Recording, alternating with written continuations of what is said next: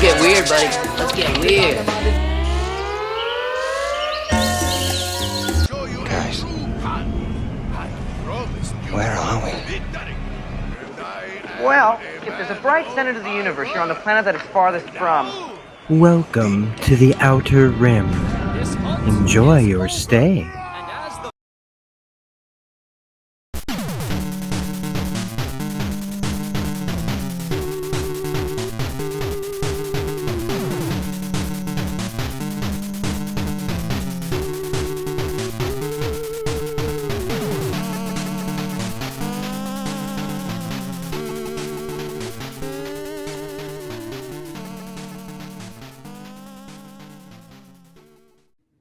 Previously on Ultimate Spider-Man. All right. Hey, everybody. Welcome back to the channel. This is Rob here at Smirking Gun, and we're back talking comics. Except once again, we're stepping a little bit away from the X-related books. No Wolverine, no Rogue, no Gambit, no Deadpool. And we're putting some new characters in the rotation. All those guys are in the, we're still going to be going back and talking about their books, but now we're adding some. And at least for one video, I wanted to return to the world of the new Ultimate Universe and talk about Ultimate Spider-Man. And today we're going to be going over issue number 14, but I wanted to talk about how I've been feeling about this book ever since issue number 1, when I discussed it a long time ago, like a year ago. So if you like what we're doing here on the channel, don't forget to hit like, subscribe, hit the bell, all that jazz. All right. So long time ago, when Ultimate Spider-Man comes out, basically went 7 printings, I think is the last tally. I don't know. I haven't looked, but 7 printings. That book blew up and my ass was not paying attention when it came out. I was like in one of those areas where I'm like, I'm not really paying, like it's like movies. Sometimes I stop paying attention to what's coming out. And I really dropped the ball on Ultimate Spider-Man. Admittedly, I was like, I think I knew about it, but I just didn't think it was going to sell out like a dumbass. So I ended up having to get like a $20 copy later on. But yeah, this book goes 7 printings. Jonathan Hickman is writing this book. Marco Cicchetto, the freaking unbelievable artist who made, with him and Zdarsky on Daredevil or Old Man Hawkeye, this guy has got some of the best art around and teamed up with one of the best writers around. And in this new Ultimate Universe, where one of my favorite villains of all time, the Maker, has, again, if you don't know the Ultimate Universe, the Maker goes and makes sure that there's no superheroes, that everything is controlled by villains, and a whole lot of stuff happens. Anyway, the heroes, they find a way, right? Life finds a way. So Peter Parker is now an adult with kids, married to Mary Jane. And this was what I've been wanting this story is what I've been wanting. And it didn't even, I knew that this is where I wanted Peter to be. I just didn't know how good it was going to be. And I didn't know if I'd ever get it in like this form. And the Ultimate Universe has given me something that I've really, really wanted. And I'm weird. I can't understand some of the hesitation and the negativity that surrounds this book sometimes. But I came up in the 90s, in the late 80s and the early 90s with Spider-Man. And my Peter Parker, I didn't know the 60s nerd. And to be honest, I don't think I have ever read Amazing Fantasy number 15 because it's just, I don't really need it. I know about it. I know the history. I've read enough comics and they've referenced so many things that I feel like I've already read those books. But I didn't know the nerd Peter Parker coming up in the, in the 60s and 70s. I came in when like Todd McFarlane was drawing it, and then Eric Larson, and then Mark Bagley's first run on Amazing Spider-Man. I was reading Spectacular Spider-Man, and I was reading Web of Spider-Man, and then McFarlane's Spider-Man #1 came out, and one of the things, the big things is that Peter was an adult. He's working at the Bugle. Mary Jane, he's married to Mary Jane. She's a model, whatever. And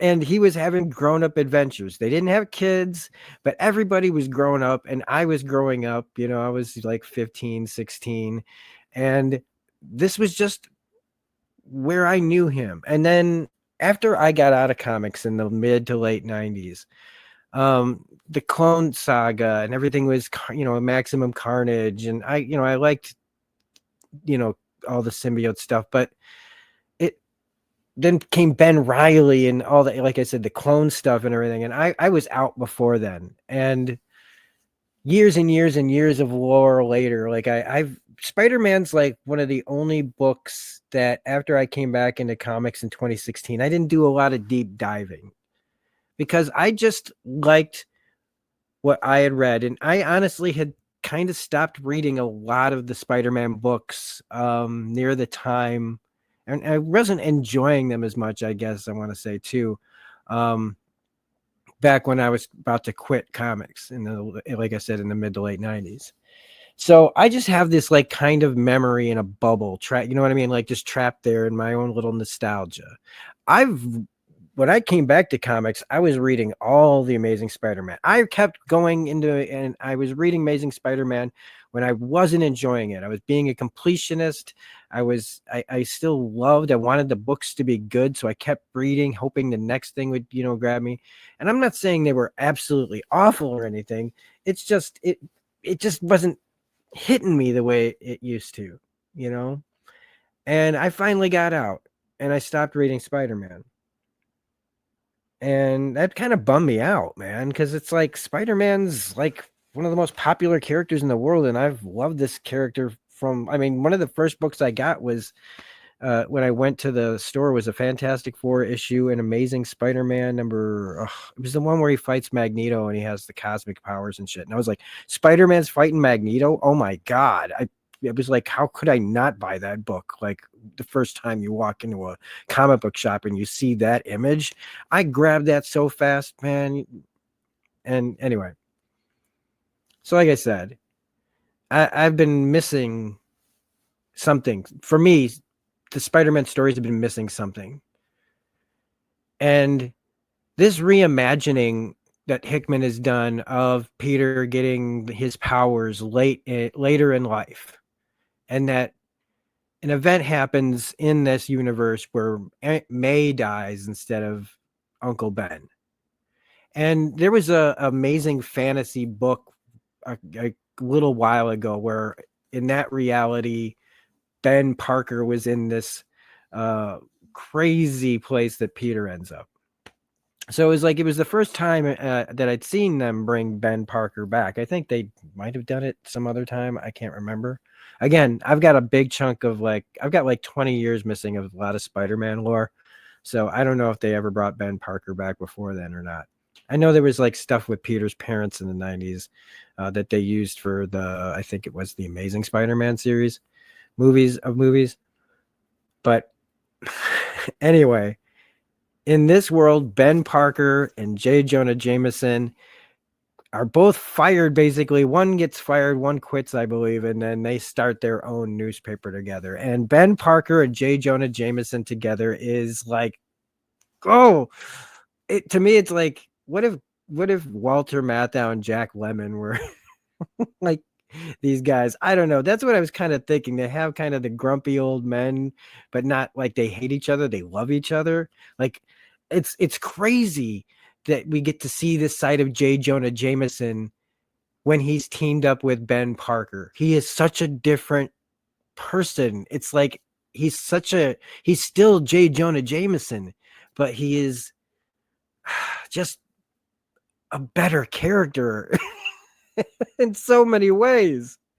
And Ben being the way he is, these guys are like late in their life and they're doing things and they're starting things and they're rabble rousing, they're kicking up dirt and they're getting involved with the kingpin, like investigating the crime that's going on in New York City. And Peter now, like, getting the powers late in life. He's married to Mary Jane and he has 2 kids. And I thought that maybe I wouldn't like this. And I love his kids. I don't really like kids that much. And that's not true. I have actually softened a lot. I think I've always told myself that. So I would, I don't know. It doesn't matter. I'm digging a hole. Anyway, I really like Peter's kids, man. I really, really like them. And so we get all this. It's a brand new Spider-Man. So I know a lot of people's criticism of this book. I guess some people call it boring. But where's the action? Where's the fights? Where's the supervillains? But come on, I'm not understanding this. There's a whole lot of people out there that that read comics, that have been reading comics for years, and they understand story and character. They do. There are people out there pretending they don't understand story and character and what needs to be done to really care about a brand new set of characters. This isn't 616 Peter Parker, who has lived and died and been cloned a million times and has had one more day. This guy has not had one more day. This is a new dude. And I want to know this dude. I want to care about this world. I want to care about the people in this universe and in this book. And so Hickman is giving us that. He is letting us get to know these people. These people and who they are more important than the action scenes. That way, when you actually care about characters, the action, the danger, the tense moments are way more interesting. If you want to just keep carrying over that these people have to be Peter Parker from 616, what is wrong with actually having a brand new guy, but still the guy? He's just older, more mature, more responsibilities. He has more to lose. And so each methodical step that Hickman has done has just made us understand all these characters, putting all the dominoes in a row, setting things up. It's how you tell stories well. I'm all for banging my action figures together. I love that. There are plenty of books for that. But this is one that's taking you by the hand and taking you on a journey and letting you know that this Gwen Stacy is a whole other person. It's her. Yeah, in name only. This Gwen Stacy is amazing. Harry Osborn. I was like, oh man, I was like, I am done with Harry Osborn. I'm bored with the whole Osborn Green Goblin thing. And I was bored with I like Spider-Gwen a lot. I do. But as a character, and I like her in the Spider-Verse movies, but I don't read her book really, because it just doesn't speak to me like that. But I love that that's how they brought Gwen Stacy back from another universe also. And still, we protest. Canon, it's canon. She's supposed to be dead. It's like William Shatner said. I'll let him say it for me. Get a life, will you, people?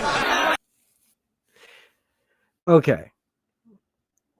But anyway, like I said, I digress anyway. I thought I was done with Harry Osborn. And then they give me this Harry Osborn who is with this Gwen Stacy. And they're just better characters than we've seen in a long time.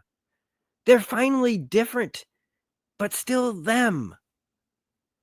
They make different choices. They've had different things happen to them, different experiences. Harry understands things more than he ever did in the original 616. He was always so clueless, and even when he knew things, he would just do the same things for years and years. We were going through this. So we finally get a Harry I can actually get behind, and like I'm invested in him even as I see where this is probably going to go. But it's going to go there in a whole different way. And what happens at issue 14, man, so it's one of the reasons why I decided to start here was because so much that's going to really kick off. All that waiting that people have been doing, reading and getting to know all these characters, we are finally seeing things start to pop off. And I mean, it's not like things weren't already happening with everything from the Kingpin and the Captain Britain dude that's in, that shows up in this, and the introduction of this new Black Cat and her father, who, we get to see that whole thing play out, and how in this book, like, this isn't Felicia Hardy again. This is a different Felicia Hardy. She is younger. She is like 16 in this.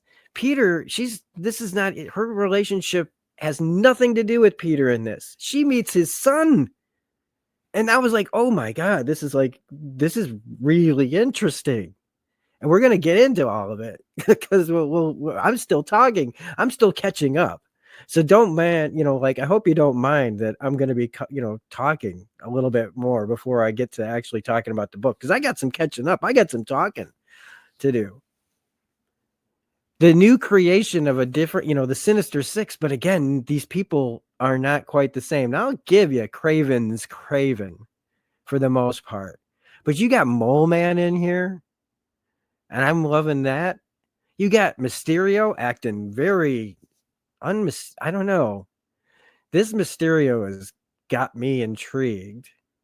Then you had Felicia Hardy's dad, and you've got Octavius, who is like working for Harry, which, I mean, look, Octavius has worked for the Osborns before, blah, blah, blah. That's not new, but like, it's also that, like, one of the big things that I find interesting is how many people like know Peter is Spider-Man, including Octavius.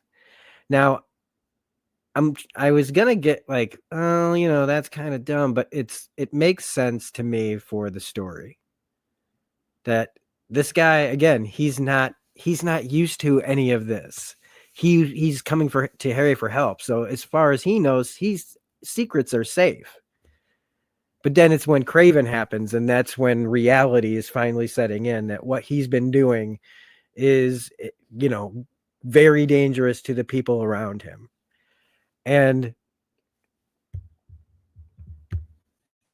then you get to see Peter like screw up too with like his first fights with the Shocker, where he just keeps getting his ass handed to him because he's new at this. He's naive, he's a good dude, by the way. This Peter is also like a really good dude. And then we have, I mean, the suit that he doesn't really want to wear. So he's out, he's got his own thing. He likes not having like somebody, like Octavius, who he does not trust, in his head, his ability to control things. But he has the suit still. And I love that this is basically the new Venom. Except this is right now, it's like very helpful. It's not like the symbiote. This isn't like that. It's well, the whole origin of the suit, I feel like, is got more that we don't know about yet. But like, it culminates with like issue number 12. Things that lead up to this is that the suit basically can be like, make a copy of them. It's nanites and stuff. And we even have it like, we're in this issue where we're going to get into like, Richard Parker, his son, 15-year-old kid, is wearing this thing because, well, they're looking for him. Because in issue number 12, the first year done for Ultimate Spider-Man, I loved this. If you don't like this story, and you don't have, nobody has to like anything, right? But I don't like holiday issues because I'm just not into holidays, and it's all schmaltzy, and that's what this is. And I'm like, okay, all right, I'm gonna take this the way I've taken all of this, which is that this is character. This is character stuff. We meet new people in the family. We get to see how people interact, and how they interact tells us more about their relationships and them as people. But if you read, as I'm reading the book, I'm noticing that Peter is just in the background. He's interacting with people. That is done on purpose because that's not Peter. That's the suit pretending to be Peter because Peter's missing, and so is Harry. And this kicks off where we find out Craven's got them. And issue number 13 is them is more of the Craven stuff. And in issue number 14, which is what we're going to talk about, this is where everything that I feel like that Peter has been doing is now like the reality of being a superhero, having secrets, having family, having things to lose. And now how is he going to, like, handle that? And we've never seen Peter go through it like this. And that's why I still think this is like, I don't understand some of the criticism of this book when these are, again, are people who know story and character. I'm not going to try to throw shade, but if you watch certain people that supposedly think critically, they don't. This person understands story and character, and he is choosing to tell you that he doesn't understand story. He's acting like he doesn't understand that this is. Anyway, I digress. I'm going to now go over issue number 14 panel to panel with you because I love this book. And this is just kind of a one-off, all right? This is just a one-off. And we'll be back. Who knows? Maybe we'll do this all the time. I don't know. I wanted to talk about Ultimate Spider-Man, and I wanted to show why this book is important and what it really shows about Peter and where they're gonna go in this story. So without further ado, let's read Ultimate Spider-Man number 14.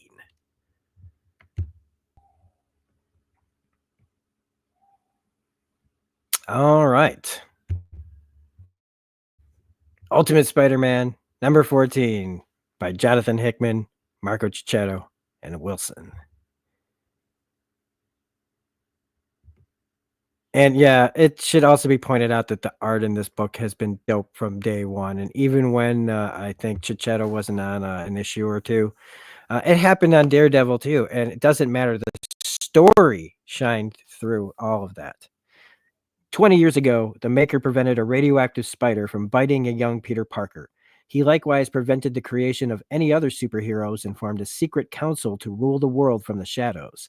13 months ago, Tony Stark sent Peter that same radioactive spider along with the Picotech suit. Since then, Peter has used the incredible powers granted by the spider's bite to fight crime alongside Green Goblin, aka Harry Osborn, co-CEO of Oscorp. But on Christmas, Peter's wife, Mary Jane Watson Parker, that's a mouthful, learned that her husband and Harry were both missing, with Peter replaced by the highly advanced AI in his suit. Peter's son Richard donned the suit to replace the missing Spider-Man, but that led to a run-in with Black Cat. Meanwhile, the real Peter and Harry were fighting for their lives against Kraven the Hunter in the Savage Land. So, I mean, we get to see the Savage Land, man. Like, I was like, what? Because this is not like, anyway, this is Savage Land, but it's not the Savage Land. I'm here for it.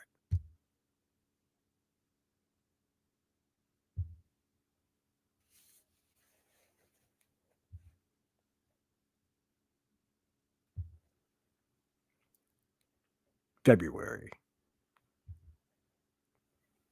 Who are you? I told you, I'm the new Black Cat. And that's only because you and your friend threw my father off a building. Look, I don't know who you think I am, but you've got the wrong guy. I don't even know your dad, and even if I did, I wouldn't push him off a building. Just because you got a new suit doesn't mean you can hide from me who you are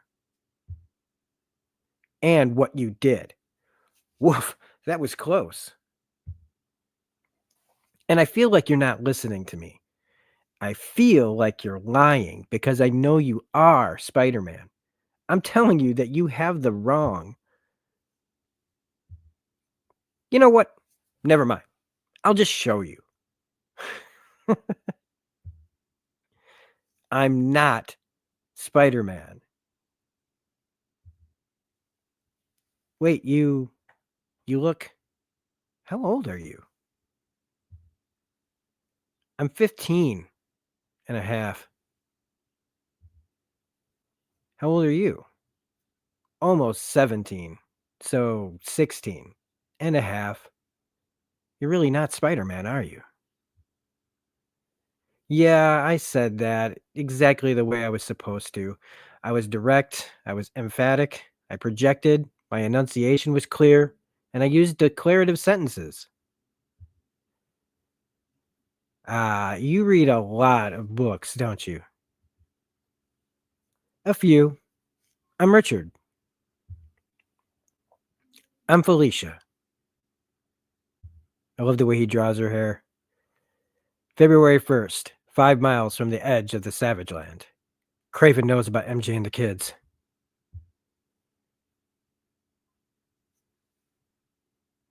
Peter Parker riding dinosaurs in the Savage Land with Harry Osborn. I love it. This is comics, baby. 4 miles from the edge. He knows about MJ and the kids. 3 miles. He knows about MJ and the kids. 2 miles. He knows about MJ and the kids. 1 mile from freedom. He knows about MJ and the kids.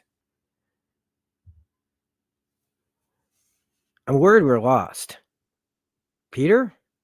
Yeah. Are you listening to me? Yeah. Hey, man, you need to focus on right now.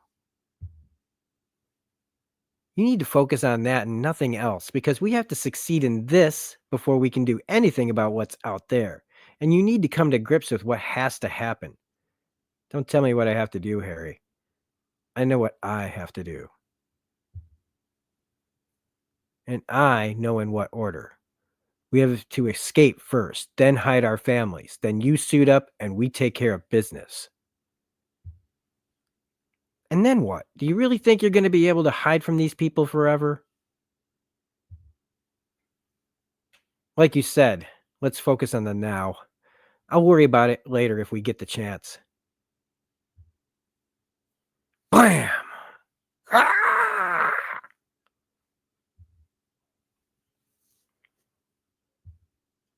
Ah! Harry! I'm stuck. It's okay. I gotcha. Did you see where that came from? No, but something's wrong with my leg. Bam!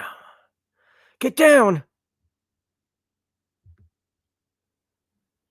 Now, come out and play. It's no fun if you simply wait for your death. Yeah, something's definitely wrong with my leg. I think my ankle's busted. Can you walk? Got to, right?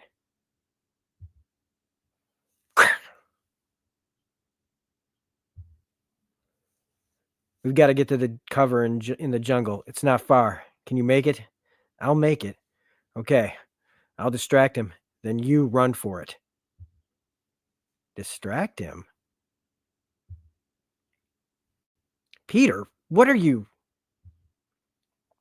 Very well. Who am I to deny a man what he wants? God, like, okay, well, even this is such a great example. Look at these pencils, folks. Damn. Now, Harry, go now.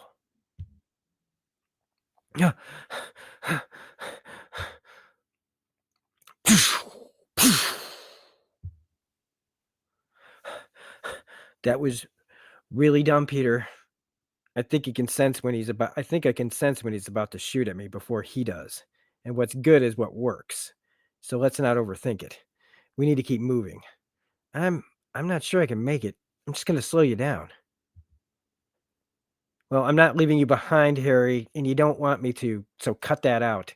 We're both getting out of here. Oh, that's quite doubtful. At least not without some help. Fortunate for you, I'm a man of means. Especially in this place. Now we got moloids. How'd you do that? This is my domain, my refuge, my place of peace, and I do not care for this current disturbance. You're one of them, aren't you? I am more of them than with them. But yes. So why would you betray the Kingpin to help us? Oh, I would never dare to do such a thing over such things as you. But the Kingpin knows not of Craven's excursion, so as for why I would help you, that's really none of your business. Well, that was interesting. Think we can trust him? Hell no.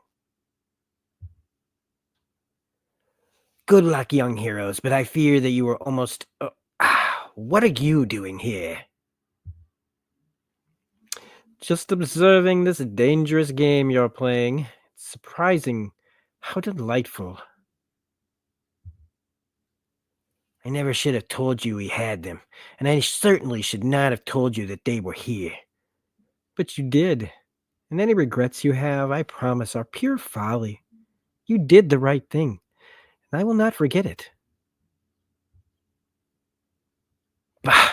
I wish you and we should also forget this insane plan of ours.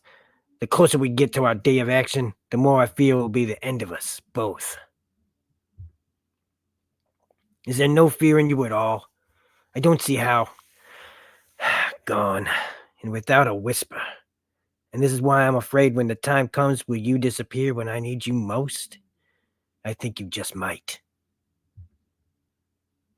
You moloids cover that, and then hide yourself and the others. There is danger everywhere.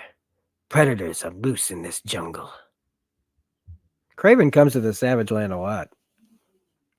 So let me see if I understand this correctly. Your dad, the original Black Cat, is part of a supervillain group who actually runs the city.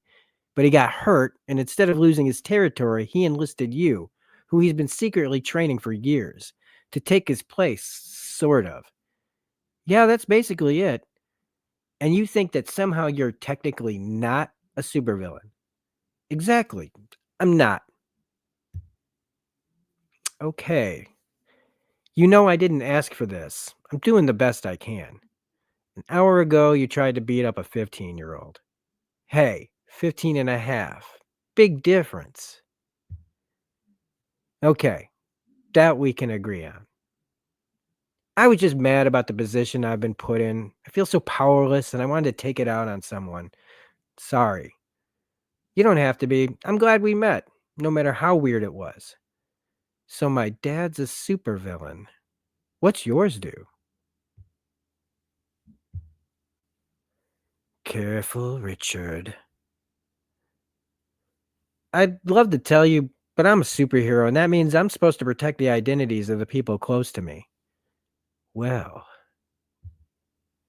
now I'm really curious. Boop. Okay, done. They're armed. Think it'll work? It should. We're assuming this guy is an incredible tracker, so he'll be following the way we came, or at least pick up our trail here. Then if he hits the tripwire or touches the collars, they detonate. Boom. Probably won't kill him, but it'll slow him down. Good. We need that. How's your leg? Hurts. Well, we're close to the edge now. We could be out of here soon.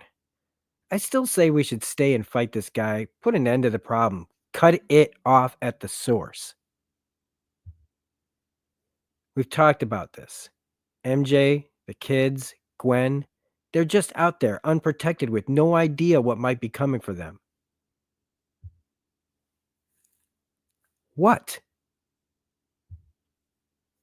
Gwen's not in danger.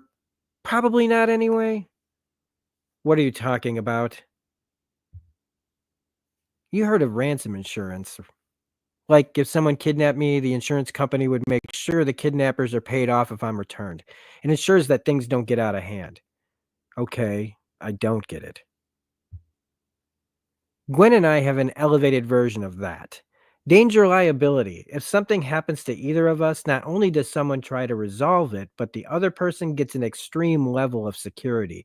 It's invisible to the person being protected, but effective. Otto created the protocols, and he would have activated them by now. He would have done the same for you, but he doesn't know who I am. Yeah, and I didn't tell him because, well, I don't trust him. Yeah. Okay. See, I was wrong. I forgot. I remember them meeting. I remember the whole thing about the suit and stuff, but I for some reason, because was he wearing his Spider-Man suit or not? Anyway, he doesn't know. I thought he did. Never mind. So you and yours are good, but MJ and the kids are just out there all alone. We're getting out of here, Harry. Now. No. Oh no. What happened here? Who did this? It was the man thing who hunts. He knew that some of us can speak. So he hurt and kill until he found someone who tell him what he want. What was that, sweet child? Where the tunnels go. Almost there. Thank God, because my ankles. Harry! Get down! Ha ha ha ha ha. There's been a lot of people with chain guns in comics that I've been reading lately. I'm getting really tired of this guy. What now? Back the way we came. To the hatch. Go!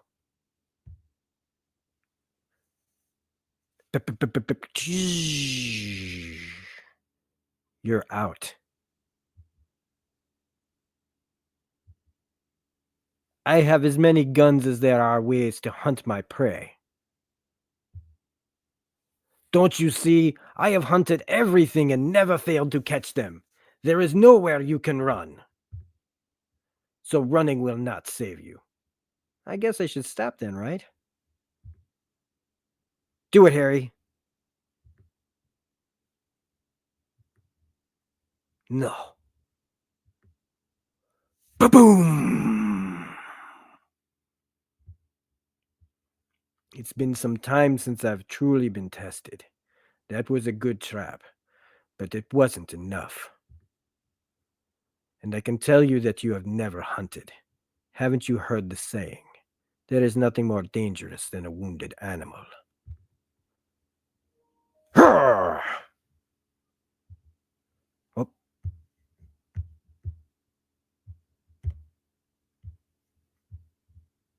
Craven. Crack. He just breaks his hand. Wham! Hunt's over. Now this is where Peter just you want to. This was action. You finally got your action. All you complaining about not having any action, and not only are you getting action, but he is basically saying, "I'm fucking Spider-Man, and this is how strong I am." Wham! Now you need to understand. There's only one way this ends. You hurt us. You bled us. You learned everything you could about us. But you didn't really comprehend what you were hunting, did you? Crack! Did you really think you could kill someone like me with a gun? You know what I understand now? I know what the line is because you crossed it. Wham!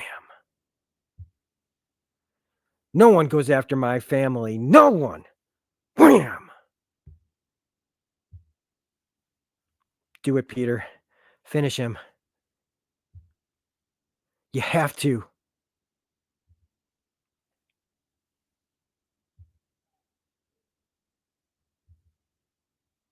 No, I'm not like him. We're not him. He's going to forget everything he knows, leave our city, and never return. What are you talking about, Peter? He's a killer. That's what he does. He won't stop until he wins. It's him! Or it's us.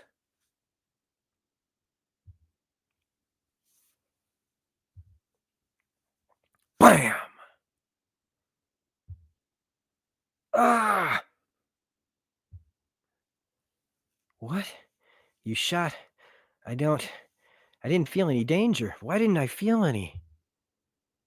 Because I was not aiming at you. You were just in the way. Harry! Oh God, no! Yep. You should have listened to your friend, for he was right. I will never stop. The hunt never ends. What did you do?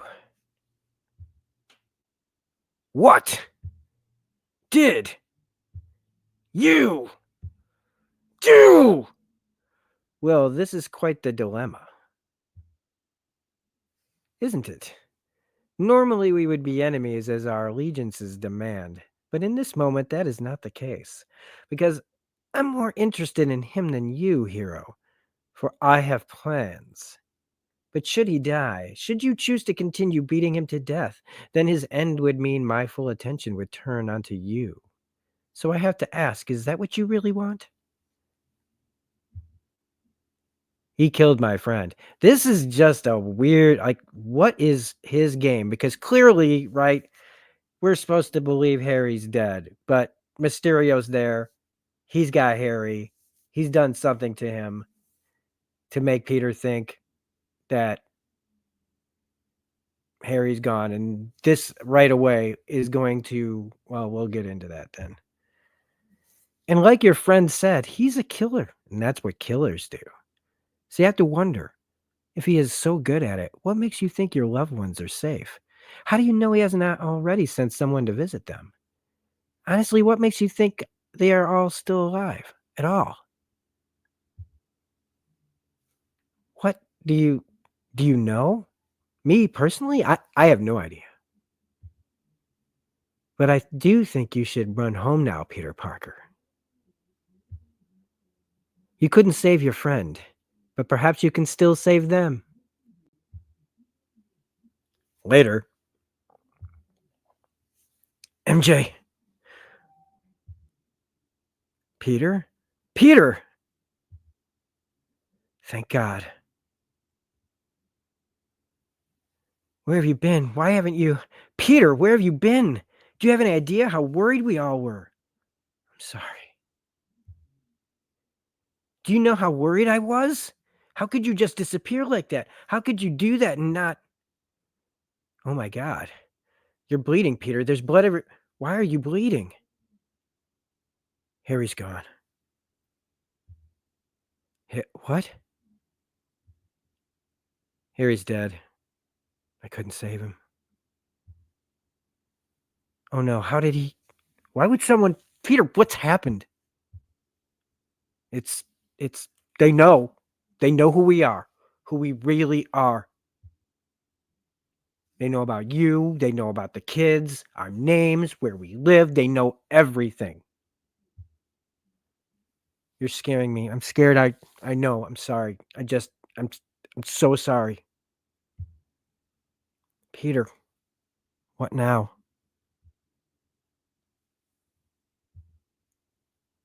Peter, what are we going to do? We run. To be continued. Issue number 15. Sandman is in the Ultimate Universe now. So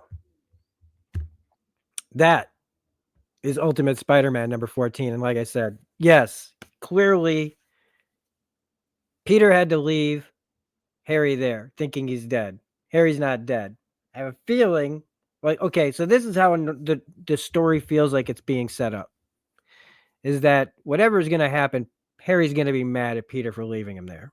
That's what I think on the surface what usually would happen plot wise in this comic. This is meant to put some rift between them. Like, how did you not know? Maybe he's going to get manipulated mentally. Maybe whatever's going to happen to Harry, I have no idea.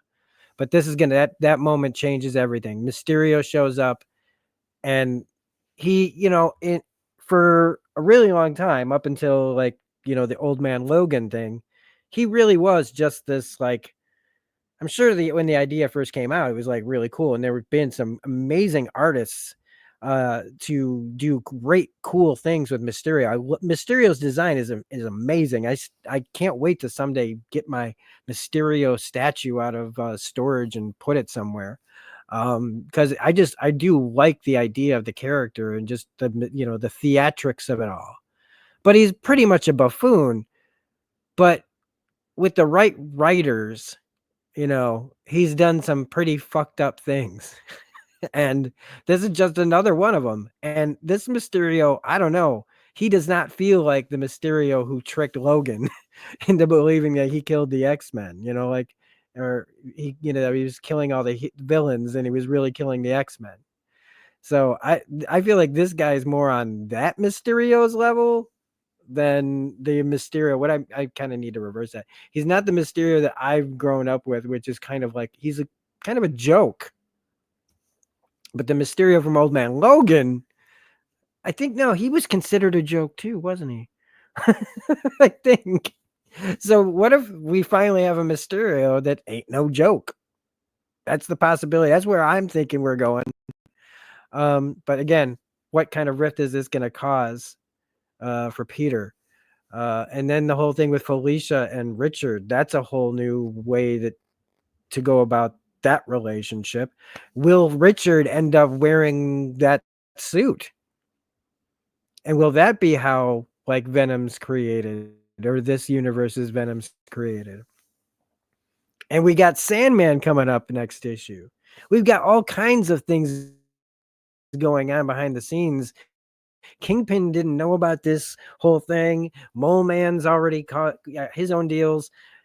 Craven clearly has his own deals. And Mysterio's running his own game. This Sinister Six is not cohesive. They are all got their own motivations going on. So Kingpin, he's got some work cut out for him if he ever realizes, when he realizes all these guys are operating on their own. But just in general, right? How freaking great is this written? All of it is things again that we've seen before, just flipped on their heads with characters with different motivations and more to lose. And every single issue of this book has been a banger to me because it's a journey we're going on. How long this journey will last, I don't know. But for all of you out there that are enjoying Ultimate Spider-Man, I hope you guys enjoy. We get to enjoy this ride for as long as it lasts. I would like this to just keep going, just like the regular Amazing Spider-Man book. And unfortunately, I don't know when I'll ever go back to Spider-Man when I've got this Spider-Man. So that's the other thing, is that's fine. I don't feel bad anymore. If a story is letting you down, you can stop reading it. You can find other stories. There's other versions. You can live in that. You can have all that wonderful stuff or keep reading new stuff. And if you don't like that, you find another book. But anyway, that's the great thing about comics. One of the great things about comics. So that's all I'm going to say about this. I hope that